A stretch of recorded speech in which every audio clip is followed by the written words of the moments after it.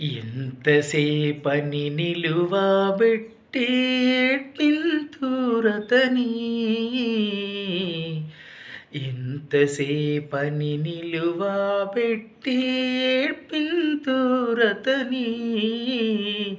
తన మాట వినెడు వరలనెల్ల సూటిగా రక్షించు తన మాట వినెడు వరలనెల్ల సూటిగా రక్షించు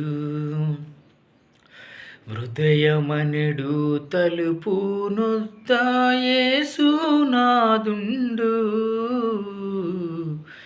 సదయుడగుచు తట్టుచుండు సకల విధములను సదయుడగుచు తట్టుచుండు సకల విధములను పరుని బోలి నిలుచున్నాడు పరికించి చూడా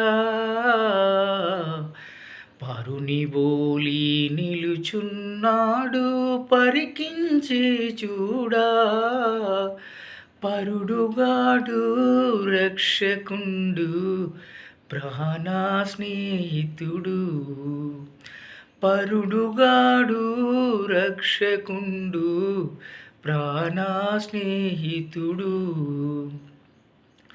హృదయమనెడు తలుపు నొద్ద యేసునాదుండు సదయుడగుచు తట్టుచుండు సకల విధములను. దేవుని నామమున మీ అందరికీ శుభాభివందనాలు తెలియజేస్తున్నాను. అందరూ బాగున్నారా? దేవుడు మనందరినీ దీవించాలని చెప్పేసి మనస్ఫూర్తిగా కోరుకుంటున్నాను. ఉదయకాలము హృదయం అనేటువంటి తలుపునొద్ద దేవుడు మన కోసం వేచి చూస్తూ ఉన్నాడు. మనమందరం కూడా దేవుణ్ణి మనము ప్రార్థించాలా, దేవునిలో మనం ఉండాలా. దేవునిలో ఉన్నట్టయితే మనకు మంచి ఆశీర్వాదాలు వస్తాయి.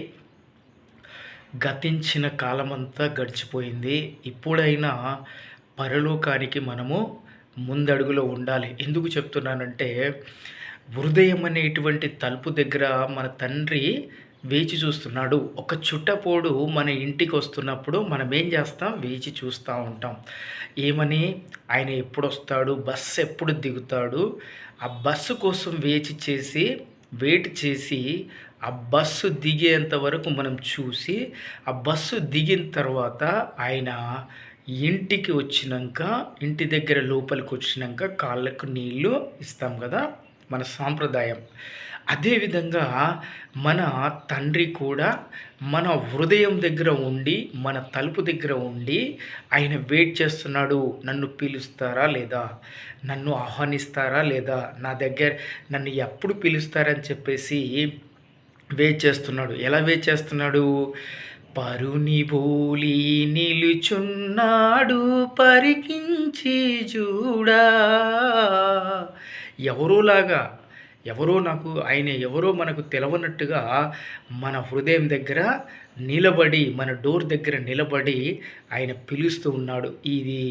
ఈ పాటలు ఎవరికి అర్థమవుతాయి అంటే, ఇప్పటి యూత్కు అర్థమవుతాయి అని చెప్పేసి నేను అనుకోవట్లేదు. కానీ చాలామంది ఒక 50 ఇయర్స్, 35 ఇయర్స్, 60 ఇయర్స్ ఉన్న వాళ్ళకు ప్రతి ఒక్కరికి ఈ పాటలు అర్థమవుతాయి.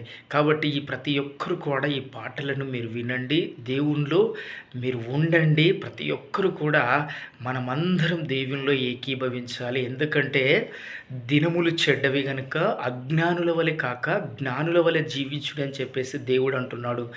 ఈ పాట విన్నవాళ్ళు, ఈ మాటలు విన్నవాళ్ళు, అరే అనిల్ ఏంటి ఇలా మారిపోయాడు అంటే నిజంగా మారాలి. ఎందుకంటే మనం ఇన్ని సంవత్సరాలు ఎంతో జాబులు చేసాము, ఎన్నో కష్టాలు పడ్డాము, ఎన్నో నష్టాలు పడ్డాము. దేవుడు ప్రతి విషయంలో కూడా మనల్ని బాగు చేశాడు. ఇప్పుడైనా కనీసం సగం జీవితమైనా దేవునిలో ఉండి ఆయన అడుగులలో మనం ఉంటే పరలోక రాజ్యం వచ్చే అవకాశం మనకుంటుంది. కాబట్టి ఉదయకాలం ఎంతమంది ఈ వీడియోస్ చూస్తున్నారో ప్రతి ఒక్కరు కూడా దేవునిలో మీరు ఉండాలి. యేసుక్రీస్తే నిజమైన దేవుడని మీరు నమ్మి మీరు దేవునిలో ఉండాలని చెప్పేసి మనస్ఫూర్తిగా కోరుకుంటాను. చాలామందికి చాలా సమస్యలు ఉన్నాయి. ఆ సమస్యలు దేవుడు విడిపించాలని చెప్పేసి మనస్ఫూర్తిగా కోరుకుంటూ, నా గురించి మీరు ప్రార్థన చేయండి, మీ గురించి నేను ప్రార్థన చేస్తాం. మనం ఏకీభవించి దేవునిలో ఉండాలని చెప్పేసి మనస్ఫూర్తిగా కోరుకుంటూ, అందరికీ దేవుని నామమున శుభాభివందనాలు తెలియజేసుకుంటున్నాను. ఆమేన్.